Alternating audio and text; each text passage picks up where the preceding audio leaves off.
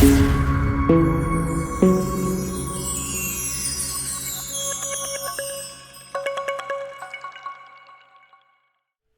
guys, and welcome back to HJW Gaming and another Age of Empires mobile video. This time continuing on from my previous free-to-play commander guide. In my previous free-to-play Warrior Swordsman guide, this is the formation I recommended, with Josephine inflicting high might damage and the synergy between Hammurabi and King Derek between inflicting the rout state and King Derek's Grace and Blessings signature skill. If you haven't checked that out, this will be an important foundation for where we go with this video. Be sure to check that video out on my channel, as of course it does form an important foundation for this video here, where we're going to be looking at how you can then progress this early game formation into mid-season as a free-to-play player. If you guys find this video useful, please smash the like button and please consider subscribing to see more of my guides in the future. Now, hopefully you remember that in the previous video I mentioned that the most important aspect of this formation was the Hammurabi and King Derek synergy, and that Josephine didn't massively synergize with these commanders, and therefore we would look to replace her at the first possible opportunity, be it with a spend commander or, as we are looking at in this case, a free-to-play commander. The free-to-play commander in question that I'm talking about is Tribhuwana. Now, anyone who's played the game for a continued amount of time will know a lot about Tribhuwana. She can be absolutely fantastic as a support commander and fits in very well with the existing synergy we have between Hammurabi and King Derek. First thing to look at though is how we obtain her. Tribhuwana is a commander that features on the legendary Advent wheel. Now, these will pop up from time to time during your season with different commanders that you can tap and switch between. One of the first legendary advents that comes up during your season will give you the opportunity to pick up Tribhuwana. And now legendary advent is brilliant for free-to-play players, as you can get the commander guaranteed for a certain number of Empire coins. Now in the bottom right, actually just behind me, if I click, there is a kind of mercy timer that means after a guaranteed number of spins, you're guaranteed to get a certain number of that commander's medals. So in this case, with 20 opens, you're guaranteed to get 10 medals for Tribhuwana if she is the commander on the legendary advent. Of course, mine here is Sun Tzu, so I'm a little bit further in my season. But on the Tribhuwana wheel, after 20 opens, you're guaranteed 10 medals. You can, of course, also get the medals during your spins if you get lucky enough to pick them up. There is, of course, a 10 and 1 medal option both on the wheel, so you might get lucky and picked up an increased number of medals. But it means that at the maximum, it will take 20 spins to get that commander fully unlocked, and from there you can maybe look to use earnable universal medals or spin a few more times with any remaining Empire coins to try and increase Tribhuwana's rank. Yeah, unlockable for 10,000 Empire coins at a max, definitely free to play friendly, or at least friendlier than most other commanders, so that's why she fits well into this list. Now let's delve into Tribhuwana's skills so we can talk a little bit more about how she synergizes well with this formation. Now, I'm not going to talk too much about her commander skill, as we actually are not going to be using her as the main commander. We will cover why a little bit later on, but yeah, we're going to basically bypass straight over this. It does provide a small amount of extra support with unit recovery, but as it's not really a great DPS, we will move straight on. The main reason we're using her here is actually this, her signature skill, which is Ode to Java. Now, this provides a number of important synergies. The first of this is the increased activation chance of your commander's signature skill. Now, this signature skill, Ode to Java, does have a number of very important synergies within the build we're going to be looking. The first of these is an improved activation chance for your commander's signature skill, as you can see here in the first line. Additionally, further on down the skill, after entering a battle for 3 seconds, there is a further increase in your commander's signature skill activation chance. So, and this is a huge jump here. You can see I have it at nearly 40% already. Of course, this increases as you increase the level of this signature skill. But this improved activation chance is immense, as it almost guarantees activation of your main commander's signature skill, so then you can have a reliable skill activating repeatedly, and you can then build synergies based off this, which you'll see that we do a little bit later on. Additionally, it means if your commander is your main DPS commander, you will have a regular flow of might-based damage from their signature skill. The kind of centre part of this skill actually is that it does also provide a troop recovery, so it means that some of your dead troops will kind of recover and come back to the battle, and this synergizes well actually with one of her optional epic skills, which we'll talk about now. Now, she does have two, of course, epic skills available from the beginning. The first of these is Crashing Boulder, which only inflicts a small amount of might damage and so doesn't synergise very well with this kind of support build we're using her in, so will be the first skill we look to replace. However, her second epic skill, Fortification, is actually quite a strong skill and does synergise very well. Now, of course, with Ode to Java recovering units, it synergises here because after the hero recovers units, it increases all of your hero's armour by a value for 3 seconds, and this triggers every 6 seconds. So you therefore can get this recovery from Ode to Java, repeatedly triggering Fortification, so you get increased amount of armour on your commanders.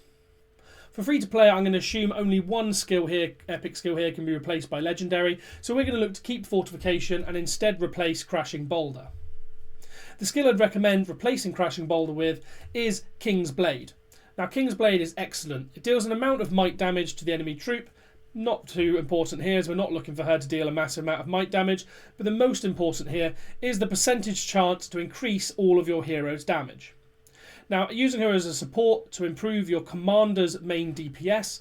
Now, of course, this damage buff is great synergy here, along with Ode to Java's increased activation chance of their signature skill. You can see how this kind of stacks up. If the signature skill is activating repeatedly and it has a nice might damage buff, she's providing an excellent synergy here with a might damage based commander.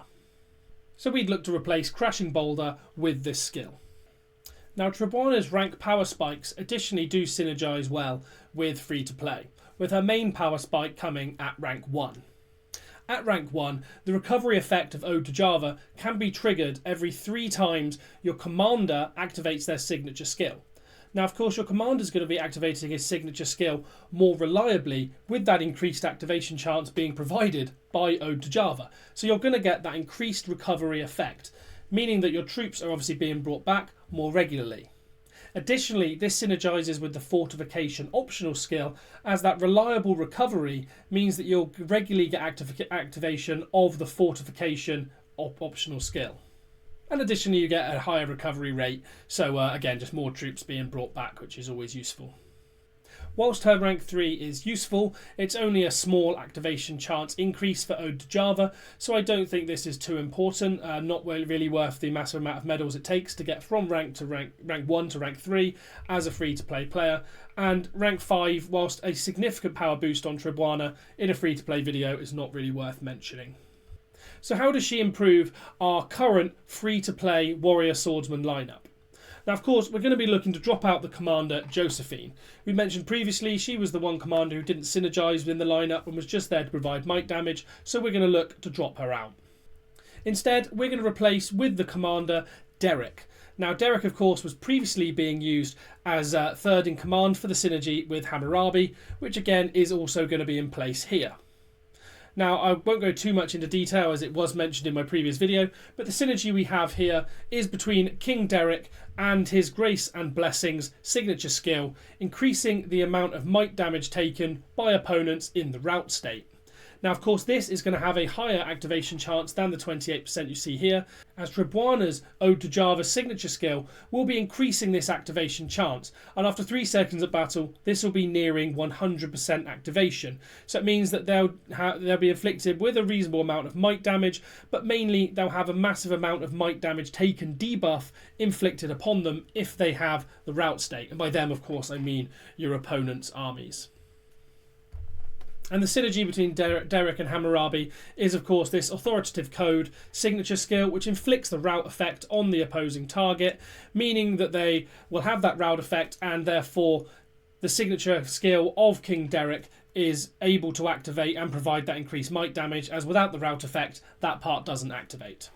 It's worth noting, though, in this build, you will have to have Hammurabi at 1 star, as without that, he won't have the increased duration of authoritative code by 3 seconds. We need this increased from 3 to 6 seconds, as each commander's turn takes 3 seconds. And as he is the second in command, of course, that rout effect would fizzle out and run out during your third commander's turn. So instead, you need that to be extended across as it loops around your formation. You know, you don't want just Tribhuwana as your third, the route to run out during her turn. You want it to last all the way until King Derek's turn, so that when his signature skill goes off, the rout effect is still there. and that ends up being our end army lineup. We have that great damage synergy we mentioned in the previous video between King Derek and Hammurabi, and then we have Tribhuwana just cranking that up to 11 with that increased activation chance and increased amount of damage, along with a little bit of recovery. So she works very well at improving that synergy. Now, alternatives here for free-to-play players, there's not an enormous amount. For spenders, of course, Miyamoto Musashi can come in, but we'll talk about him in a different video. If you don't have Hammurabi, however, what you could do, I suppose, is you could stick with Josephine, then look to use King Derek as second, and then finally Tribhuwana is your third. But if you do that, you'll have to make sure on Josephine that you keep the effect of Sunder in place, because that can inflict the rout state, as she does not have the Earth Crush effect to inflict rout, nor does her signature skill inflict rout. So you require Sunder to inflict rout to get an increased chance of King Derek's skills, and you will also have to make sure he has Earth Crush on him as well for that rout buff.